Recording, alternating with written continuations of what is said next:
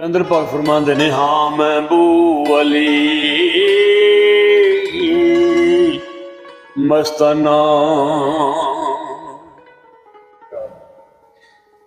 ਹਾਂ ਮਹਿਬੂਬ ਅਲੀ ਮਸਤਾਨਾ, ਮੇਰਾ ਦਿਲ ਬਾਰੇ ਨਾਲੇ ਯਾਰਾਨਾ,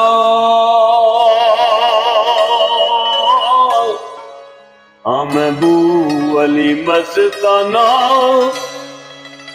मेरा दिल बारे नाले याराना,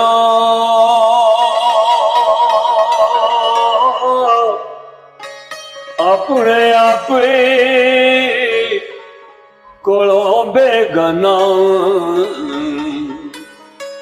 अते इश्के दा मस्ताना।